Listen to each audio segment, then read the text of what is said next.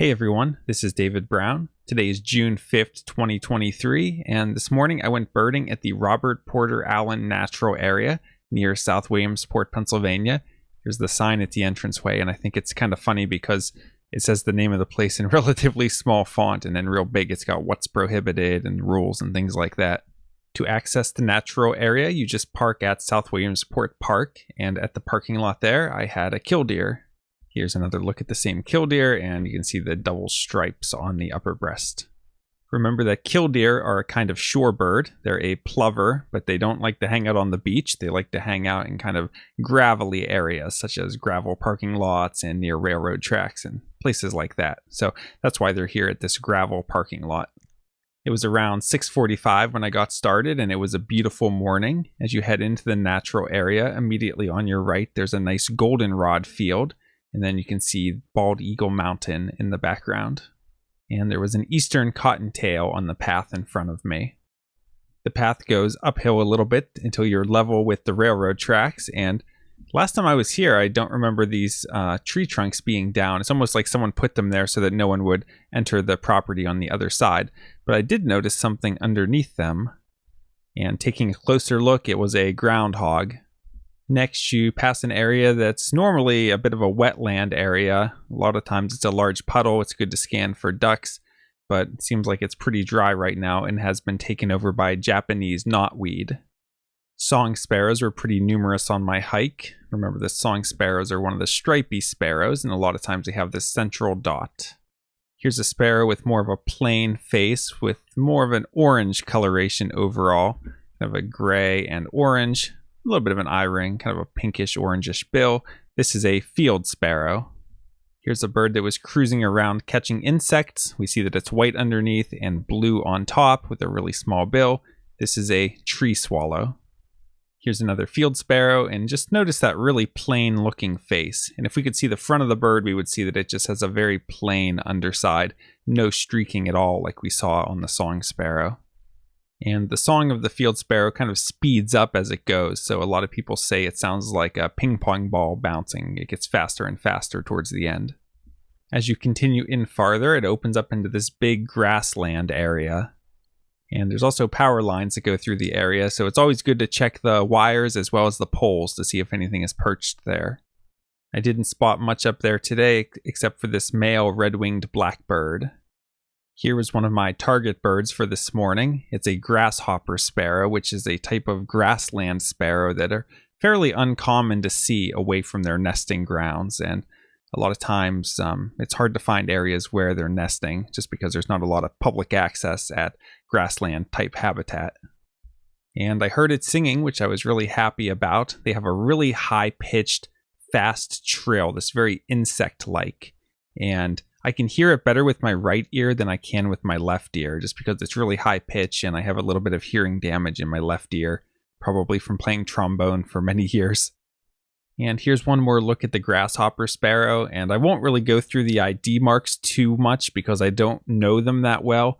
I know that there's a number of sparrow species that look relatively similar, like grasshopper sparrow and Henslow sparrow and Nelson's and saltmarsh. There's just a whole bunch of them that kind of look similar, but honestly, if you quiz me on the individual field marks and differences, I wouldn't really know it.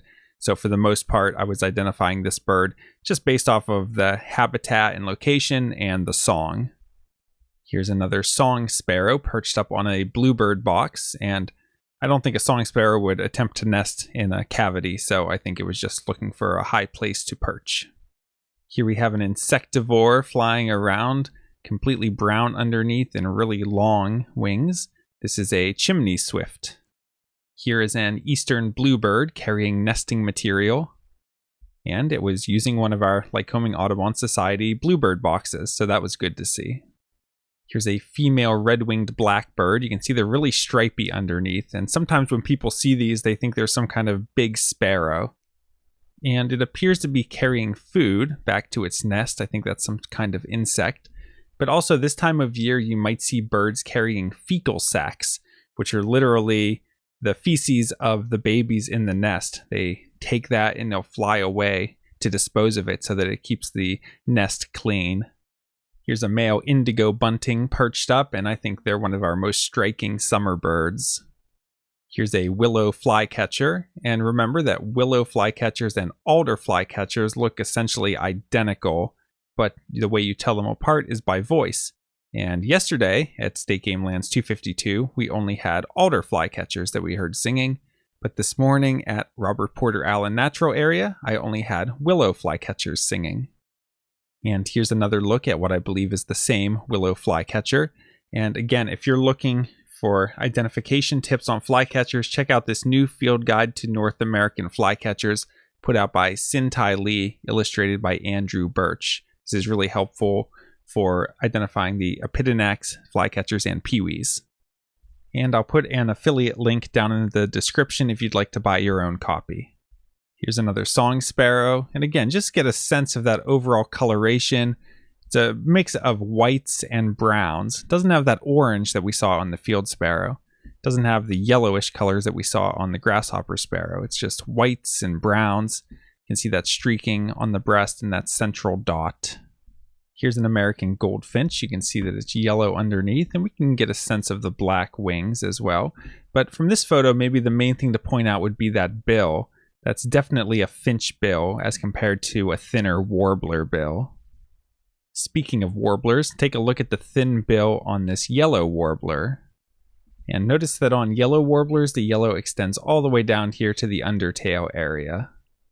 And I've been taking the opportunity to try to improve my plant ID and tree ID. And here we have two similar species that were right next to each other, so I did a comparison of the leaves. On the left, you have Tree of Heaven, and on the right, you have Staghorn sumac. So maybe you can notice a difference in the color of the leaflets here, as well as the fact that on the Staghorn sumac, the leaflets are serrated, whereas on the Tree of Heaven, they're just smooth. And on Staghorn sumac, the branches are really fuzzy, which is where that name comes from. And remember that Staghorn sumac here on the right is a native plant, whereas Tree of Heaven on the left is a highly invasive species that's linked to the spread of the spotted lanternfly.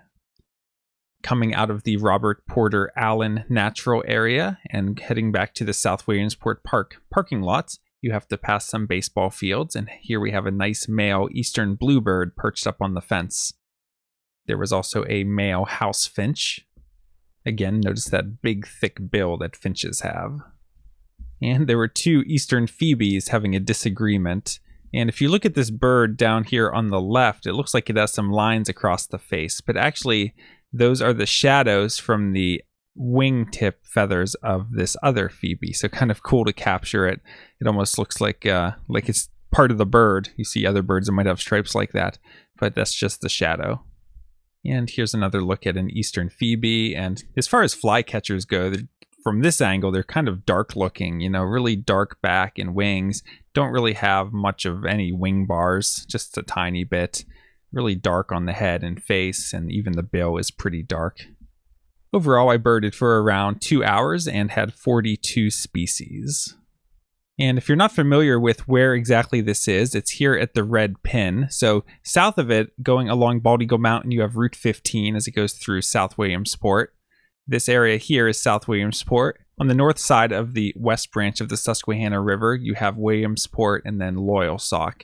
So the way you get to it is you basically get onto Route 15 as it's going through South Williamsport, and then you cut across, headed east towards the park. So you're actually just north of the Little League complex.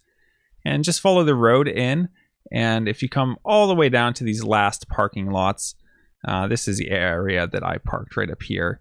And then you kind of cut across between the baseball fields, and the entrance to the park is all the way up here in the corner near the railroad tracks. And you'll see the trail kind of goes along the railroad tracks for a little bit. You get past that really wet area I was talking about, and then it kind of cuts into the south, and that's when it opens up into more of the grassland area. And it makes a nice big loop in there through that grassland area. And actually on the other side of the railroad tracks, there's also some sort of buildings. I've actually never been over to this side of the natural area, so I don't know too much about it, but I believe you might be able to park over here as well. Maybe someone else can clarify that. But it's a really nice property. It only opened just a couple of years ago. It was a property that was acquired to make it into a natural area, and it's really good birding habitat, different habitat than we really have access to at other locations around here. So really good spot for birding, and I hope you can check it out. And please follow Lycobirds for all of our birding adventures throughout the summer and beyond. From Lycobirds, this is David Brown. Thanks for watching.